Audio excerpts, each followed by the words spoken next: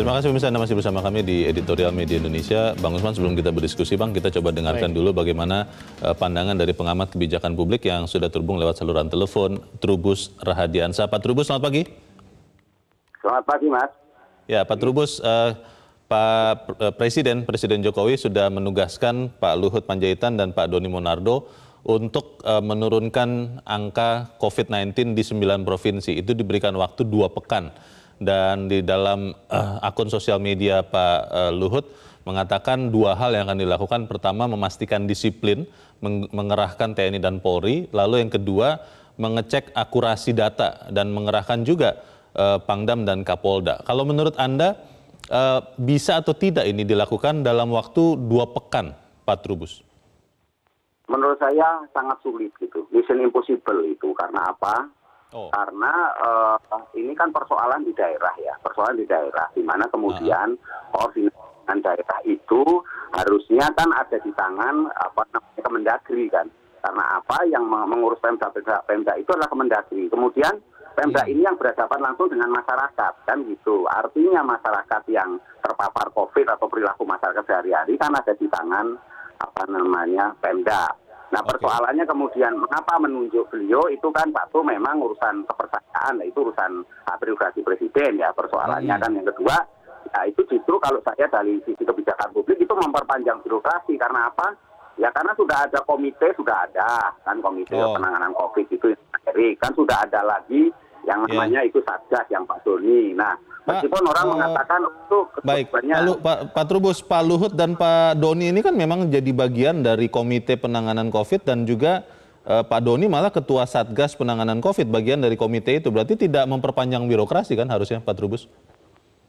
Iya, kalau secara rasional komprehensifnya kan seperti itu rasionalnya. Nah, persoalannya kemudian kan ini dihadapkan pada daerah kan gitu, di mana daerah itu sendiri kan punya hak otonom sendiri-sendiri kan, artinya 8 atau 9 daerah ini punya karakter otonomi sendiri-sendiri dan tidak mudah itu kalau memang mengubah perilaku masyarakat bisa ditangani selama ini dengan cara top down, itu sudah berjalan sampai ini, tapi hari ini kan protokol kesehatan tidak bisa ditegakkan kan, persoalannya daerah itu juga dihadapkan oleh situasi perilaku masyarakat yang karakternya berbeda-beda itu gitu loh. Nah itu dia Pak, ada yang mengatakan bahwa cara dalam waktu singkat yang efektif adalah menegakkan disiplin dengan dalam tanda petik memaksa masyarakat, dan itu mungkin akan bisa dilakukan oleh petugas TNI dan Polri. Bisa begitu Pak Trubus?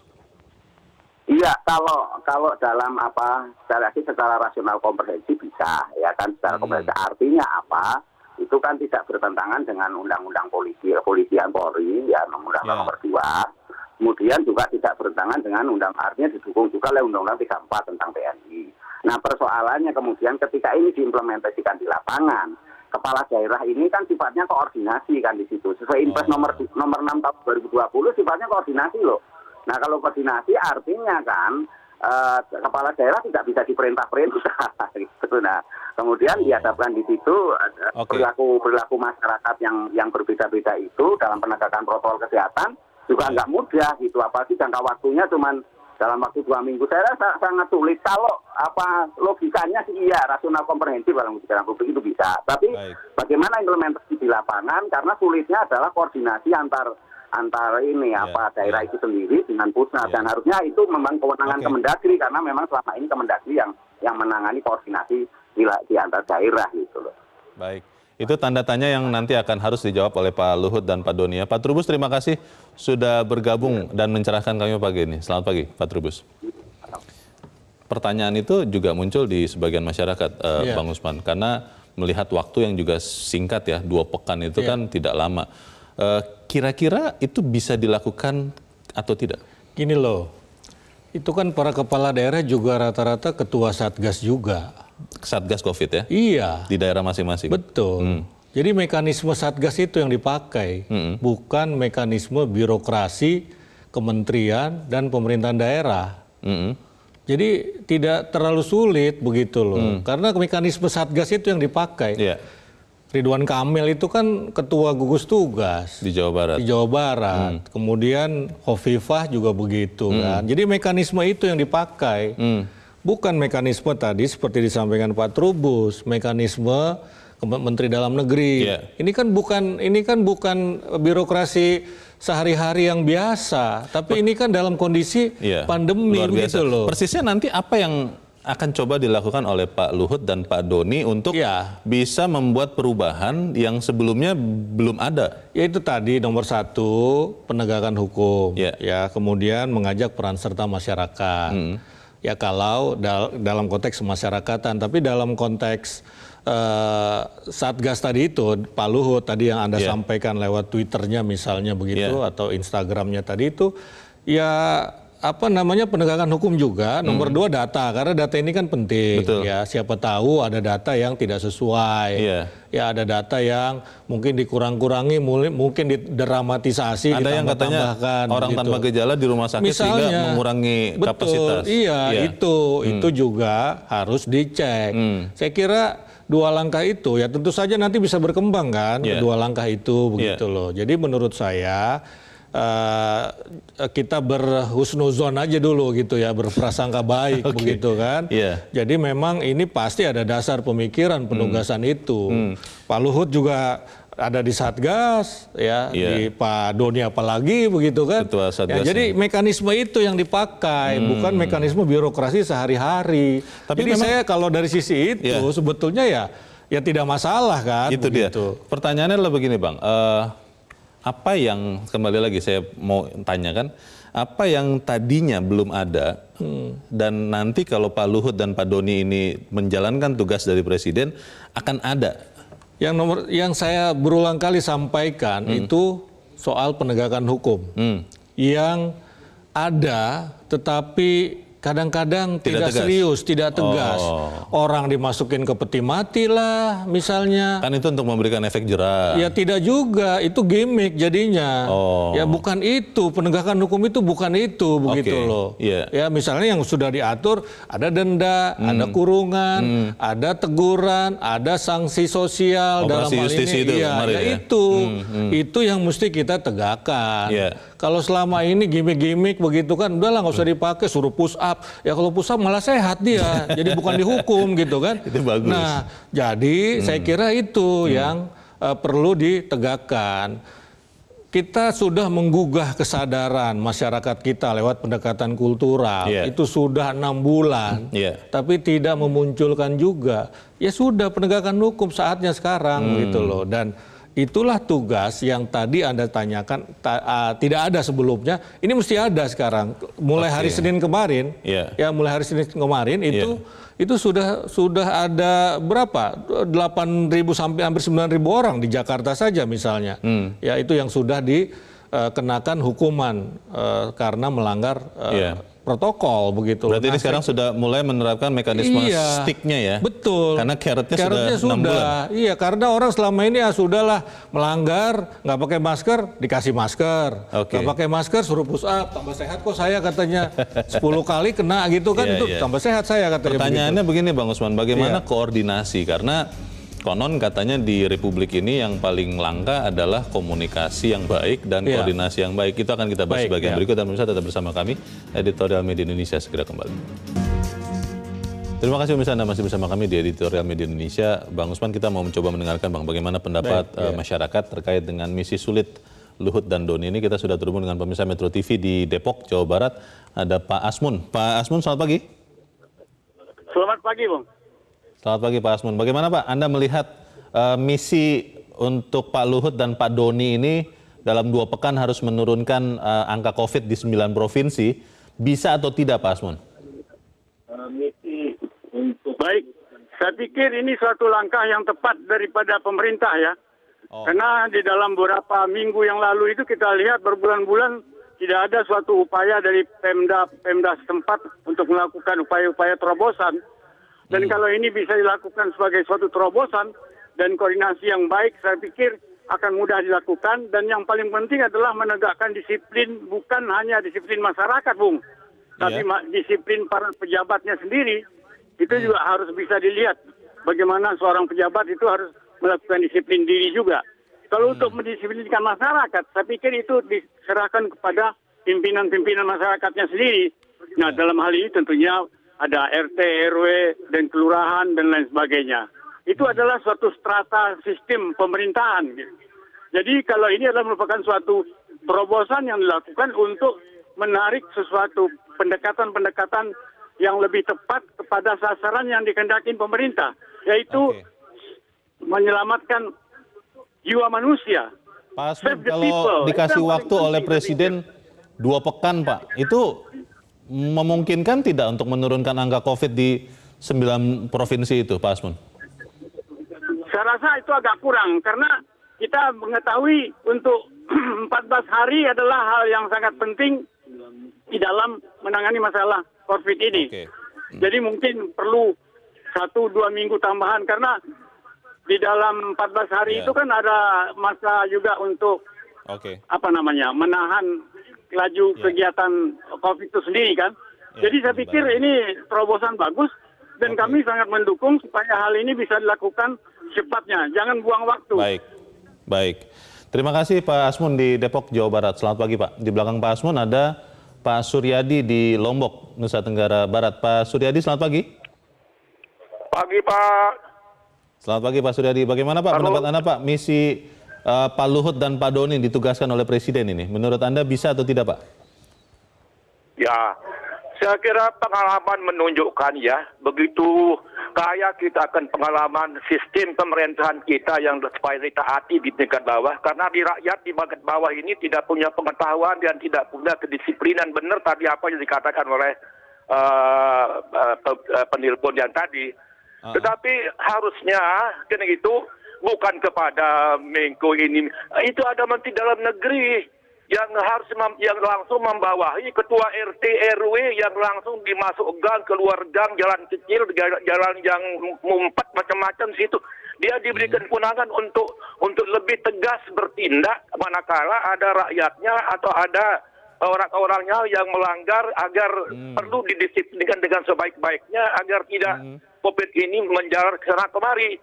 Tapi kalau hanya dengan ngomong ya kalau itu hanya Pak Luhut dia seorang mantan ABRI, minta aja Menko Polkam atau apa di sana itu. Karena yang Pak Luhut ini, Pak Suryadi, Pak Luhut ditugaskan Presiden karena beliau adalah Wakil Ketua Komite Penanganan COVID dan Pak Doni kan Ketua Satgas Penanganan COVID, masih bagian dari Komite Penanganan COVID-19. Dan kalau melihat dari akun sosial Pak Luhut akan melibatkan petugas TNI dan Polri di 9 daerah itu. Jadi kelihatannya ini masuk akal. Menurut Anda bagaimana Pak? Ya saya kira tadi memang betul itu. Tapi saya lihat kok tidak ada nampaknya apa disebut kewenangan atau semacam inisiatif kepada Menteri Dalam Negeri yang langsung membawahi secara langsung dan tidak langsung kepada seluruh aparatur yang di tingkat bawah, dari gubernur, bupati, ketua RT, camat dan sebagainya. Juga begitu ya Pak Suryadi. Ini yang perlu Pak, bukan tentara, bukan apa Pak, itu kan itu. Baik, terima kasih Pak Suryadi di Lombok, Nusa Tenggara Barat. Selamat pagi Pak. Di belakang Pak Suryadi ada Pak Arthur di Jakarta. Pak Arthur, selamat pagi. Ya, selamat pagi Pak Leo. Selamat pagi Pak Arthur. Bagaimana Pak pendapat Anda Pak? Pendapat saya sih Pak, saya positif, saya dukung Presiden Jokowi. Bagi saya ini adalah suatu tindakan emergensi. Kalau kita lihat selama ini, dari sejak pertama dilakukan penanganan COVID-19 ini, Presiden sudah mengusahakan segala yang diperlukan, termasuk semua anggaran sudah dikeluarkan, dikerahkan, peraturan sudah dibuat, semua anggota tim sudah disusun, termasuk kepala daerah semuanya ada di dalamnya. Tentunya pelaksana di bawah itu adalah kepala-kepala daerah sampai tingkat RT. Tapi selama ini kalau seandainya yang sudah disusun itu dan sudah direncanakan itu berjalan dengan baik, minimal informasi perkembangan COVID ini akan semakin lebih baik. Tetapi hasilnya sampai sekarang hasilnya kan sangat buruk. Ini masalahnya di mana? Bagi saya mengamati setiap hari di jalanan, memang para pemerintah ini atau petugas atau siapapun yang terkait dengan penanganan COVID dari pemerintah, contoh di pasar-pasar, mereka sudah mengawasi atau membuat peraturan di pasar, misalnya diawasi sejam 2 jam. Setelah itu dilepasin, nggak diawasin lagi. Baik. Terima kasih Pak Arthur dari Jakarta sudah menyatakan pendapat Anda. Selamat pagi Pak. Tadi Pak Suryadi Bang Usman mengusulkan untuk juga koordinasi dengan Menteri Dalam Negeri. Ini sebenarnya sudah dilakukan kan? Iya, sudah dilakukan, dan kalau belum kan gampang sekali melakukannya. Koordinasi saja lah. Bagaimana pendapat dari para pemirsa ini? Mereka ada yang mendukung, tapi juga ada yang mengatakan, tadi Pak dari Depok Pak Asmun mengatakan kurang lah waktunya 2 pekan. Iya, kalau waktu itu kan biasanya memang 2 minggu semacam jadi waktu yang bukan sakral ya, semacam mantra begitu kan. PSBB 2 minggu dulu begitu kan. Nanti kalau dirasa perlu diperpanjang. Kan begitu. Memang saya kira 2 pekan itu adalah sebuah ukuran standar dalam penanganan COVID yang nanti bisa saja ditambah oleh Presiden. Kalau memang dibutuhkan. Kalau memang dibutuhkan begitu. Tetapi kan yang namanya target itu harus diberikan supaya memang bekerja dengan cepat, dengan tepat begitu loh. Saya kira soal waktu itu bisa nanti ditambah kalau memang dirasakan kurang. Tetapi kita berharap kalau masyarakat mau mendukung semuanya, kemudian juga penegakan hukumnya baik, saya kira oke lah 2 minggu begitu kan, kira-kira bisa saja dicapai. Secara teknis pelaksanaan Bang, ketika Pak Luhut mengatakan di akun sosial medianya bahwa akan melibatkan petugas TNI dan Polri untuk menekan angka COVID di 9 provinsi, itu kan tidak bisa Pak Luhut langsung kan yang memerintahkan? Ya, di dalam Satgas kan ada juga ada Kasat di situ sebagai wakil, kemudian juga ada Kapolda, saya kira juga Pangdam di daerah-daerah Pangdam juga masuk. Jadi ini sebetulnya mekanisme yang biasa saja. Kita tidak usah harus terkungkung oleh birokrasi yang selama ini memang jadi penyakit kita begitu loh. Jadi saya kira ini hal yang biasa saja. Prinsipnya mau tidak didukung, mau tidak dipimpin, kira-kira itu. Mau tidak mendukung atau mau tidak dipimpin oleh Pak Luhut, oleh Pak Doni, kan saya kira itu persoalannya. Nah, itu. Ya birokrasi yang lain, saya kira lupakan dulu lah, begitu kan. Kalau memang itu harus ditempuh. Kita kan tidak mau menafikan juga apa yang sudah dilakukan kepala daerah di 9 provinsi itu, Bang ya. Kita melihat sebenarnya sudah banyak upaya yang dilakukan. Betul. Tapi sering disebut orang bahwa yang menjadi masalah adalah perilaku masyarakat. Ada berbagai survei mengatakan bahkan di Kota Bogor, ini kata wali kotanya sendiri, hanya 15% penduduk Bogor yang meyakini ada COVID dan bisa membuat fatal. Nah, ini kan tidak mudah juga untuk diubah hanya dengan penegakan disiplin. Bagaimana, Bang? Iya, saya kira penegakan hukum itu harus. Ya, jadi kalau hukum itu nggak pandang bulu orang ini percaya nggak ada COVID atau nggak, tahu tidak ada hukumannya. Karena sudah diberi waktu 6 bulan ini ya untuk mulai menginternalisasi. Ya. Sekali hukum itu dirilis aturan, orang nggak boleh bilang nggak tahu. Kan kira-kira seperti karena itu. Saya nggak tahu ada hukum, ada aturannya seperti ini. Asumsinya semua warga negara semua tahu. Dianggap tahu. Nggak ada alasan. Saya nggak percaya bahwa ada COVID. Nggak ada, tetap aja suruh denda begitu kan. Itu saya kira kuncinya sebetulnya. Tadi Pak Arthur mengatakan sebenarnya bagus penegakan disiplin, tapi seperti di pasar dicontohkan misalnya ada penegakan disiplin 1 jam 2 jam, petugasnya pergi kembali lagi tidak disiplin. Itu saya kira memang mestinya terus konsisten, tetapi kita juga harus menyadari ada keterbatasan jumlah misalnya. Nah, karena itu tadi saya berulang kali sampaikan partisipasi masyarakat itu juga penting. Ya, kemudian penegakan hukum penting, tapi partisipasi penting ya. Karena nggak mungkin juga diawasi. Masa kita bikin patung polisi lagi misalnya di pasar begitu kan? Patung Satpol PP begitu ya? Patung Satpol PP misalnya, patung TNI misalnya begitu. Sampai-sampai misalnya Polri mau melibatkan preman pasar. Itu juga problem kan begitu. Karena preman pasar itu 24 jam ada di pasar. Bisa ngawasi sebetulnya kan itu. Tapi kan nggak baik kan begitu. Nah karena itu penegakan hukum harus disertai dengan juga partisipasi masyarakat ya. Jangan begitu ada apa namanya, ada petugas baru kita patuh, ketika tidak ada kita tidak patuh begitu. Soal koordinasi Bang, ada daerah, kalau saya lihat 1 dari 9 itu, atau mungkin jangan-jangan lebih dari 1, itu ada problem koordinasi antar kepala daerah di level provinsi ke Kota Madya dan kabupaten. Itu kan masih ada ya, kita tidak bisa menafikan itu tidak ada. Nah ketika ada tugas Pak Luhut dan Pak Doni ini, itu kan mereka harus berkoordinasi dengan kepala-kepala daerah ini. Itu bagaimana? Ya saya kira itu kasus di Jawa Timur lah, antara wali kota dengan gubernur lah. Itu sudah jadi pengetahuan umum. Iya, jadi tidak disebutkan, sebutkan saja begitu kan. Dan saya kira persoalan sudah mulai berkurang ya, ketegangan antara dua pimpinan daerah ini sudah mulai cair ketika misalnya Pak Doni sebagai ketua Satgas waktu itu kan sudah berkunjung ke sana. Presiden kan sempat perhatikan Jawa Timur, waktu itu kasusnya memang luar biasa, bahkan melampaui DKI kan. Menteri Kesehatan pernah ke sana. Betul, Menteri Kesehatan ke sana, Presiden juga pernah ke sana begitu kan. Jadi sudah mulai cair pada dasarnya. Nah, tinggal lagi bagaimana membuat ini konsisten dan kemudian bermanfaat bagi penanganan COVID. Begitu saya kira. Masalah lain juga selain koordinasi Bang adalah komunikasi. Kalau komunikasi tidak sampai, ada beberapa pengusaha makanan di Jakarta yang tidak sadar bahwa dengan ada PSBB kembali itu tidak boleh lagi makan di tempat. Dan mereka mengatakan, kami tidak tahu nih. Nah, ketika Pak Doni dan Pak Luhut bekerja, itu kan komunikasi harus terus dilaksanakan supaya 9 provinsi itu rakyatnya tahu semua. Bagaimana Bang? Iya, jadi tadi kembali lagi kalau soalnya hukum, PSBB itu kan juga aturan, itu hukum artinya. Nggak ada boleh orang bilang nggak tahu.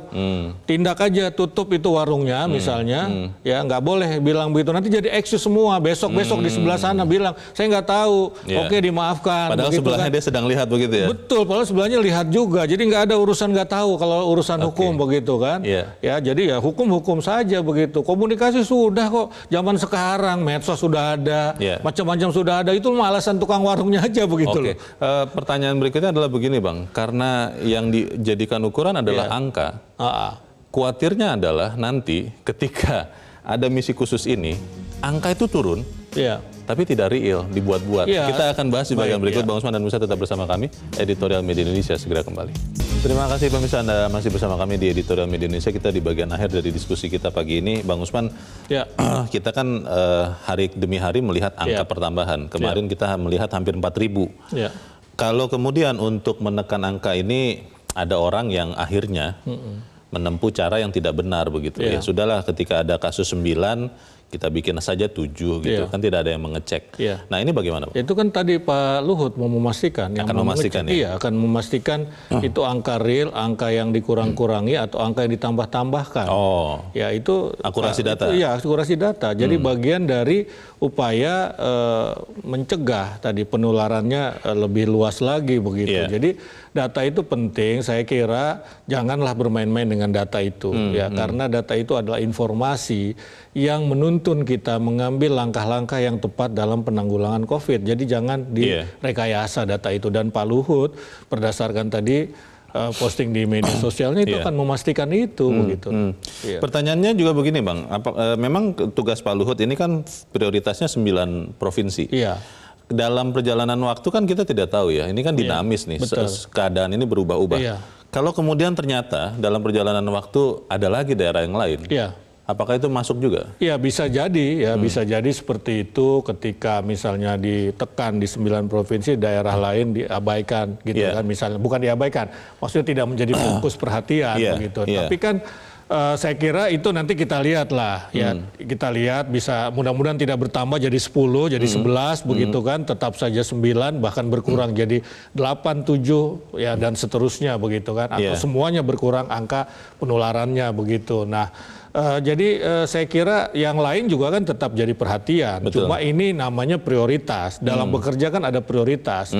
Apa yang diprioritaskan dalam konteks ini adalah 9 provinsi yang angkanya memang paling tinggi jumlah yang terjangkit COVID. Jadi saya kira ini sudah betul, tinggal lagi nanti kalau ada perkembangan mudah-mudahan tidak terjadi ya tinggal kita ubah saja kebijakannya, disesuaikan. Terkait penegakan disiplin dan juga kepercayaan ya bahwa memang COVID ini ada, nyata dan bisa membuat meninggal begitu. Beberapa orang mengatakan menanti-nantikan peran dari pemimpin informal, pemimpin masyarakat. Apakah itu juga termasuk pemimpin agama?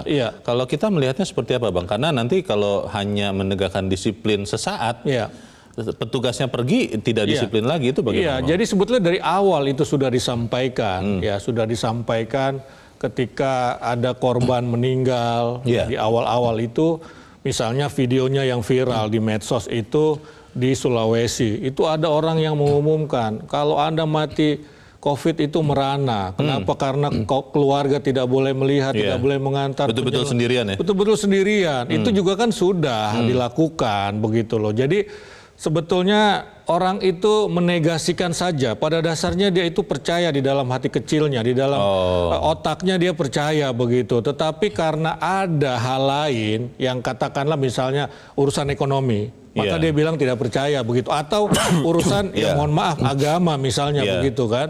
Semuanya dari Tuhan. Iya memang betul kita sepakat dengan itu. Tetapi kan ada proses sehingga kita mendapatkan tidak ujuk-ujuk kan. Manusia diberikan akal. Ya diberikan akal itu untuk berpikir apakah tidak bisa kita lihat dari berita-berita sehari-hari. Pak Sekda misalnya kita berduka, Pak Sekda DKI orang baik begitu kan. Ya meninggal karena COVID. Apakah itu masih kita menolak bahwa COVID itu ada begitu itu fakta, loh? Ya? Iya itu fakta. Beberapa orang khawatir ketika penegakan disiplin lebih keras itu bisa mengganggu kehidupan atau faktor ekonomi, Bang, sektor ekonomi. Nah, bagaimana memastikan bahwa tindakan tegas itu benar-benar efektif tanpa membuat kondisi ekonomi kita lebih buruk? Iya, kalau penegakan hukumnya baik, saya kira kondisi ekonomi akan baik.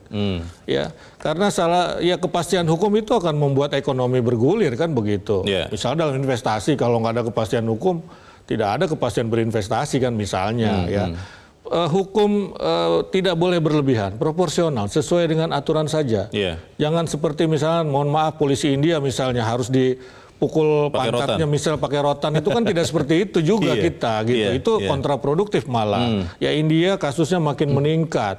Bahkan orang rebutan oksigen ya yang dirawat itu. Kemarin ada satu yang meninggal, anak-anak diberitakan itu karena ketidakkebagian oksigen di rumah sakit misalnya begitu. Nah, jadi penegakan hukumnya proporsional sesuai dengan aturan. Kan ada tingkatannya tadi, teguran, denda, kemudian kerja sosial misalnya. Bahkan orang bisa memilih.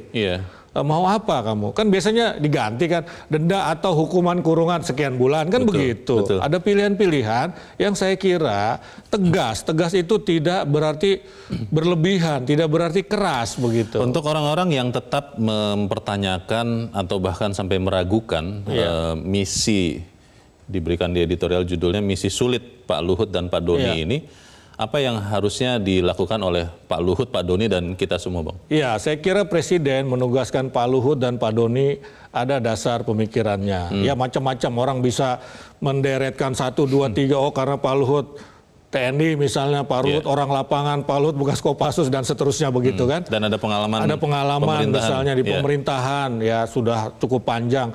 Banyak begitu. Yang jelas Presiden punya argumentasi, punya dasar dan menganggap yang paling penting menganggap Pak Luhut mampu dan Pak Doni mampu untuk melaksanakan tugas tersebut. Nah, karena itu kita berprasangka baik, kita mendukung karena tanpa dukungan itu ya misinya memang sulit, bahkan jadi mission impossible begitu. Tetapi kalau kita semua mendukung, ya mendukung itu diawali dengan ya tidak macam-macam dulu lah misalnya. Karena beginilah, karena begitu, yang dikaitkan dengan politik misalnya seperti itu begitu. Nah, itu sudah membantu. Ya lebih baik lagi kalau kita membantu dengan ikut berpartisipasi, ikut kerjasama begitu dengan Pak Luhut dan Pak Doni dan Satgas juga begitu. Baik, sesulit apapun kalau kita bisa bersama-sama pasti bisa tercapai ya. Semoga itu tercapai. Bang Usman Kansong, terima kasih Bang sudah hadir di tempat ini. Sama-sama. Selamat pagi. Selamat pagi.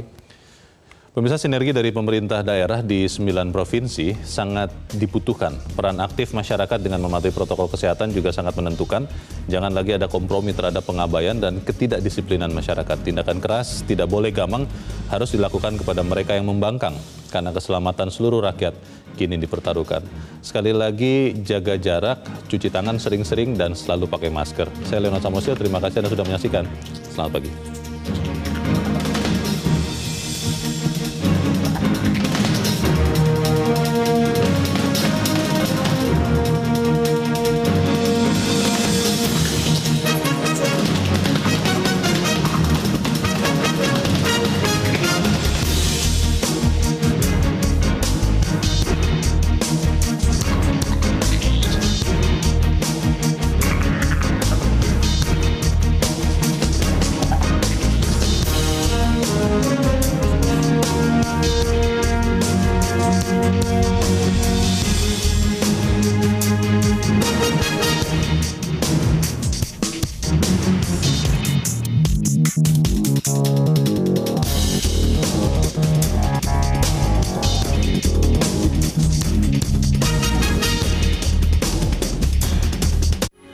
Metro TV, knowledge to elevate.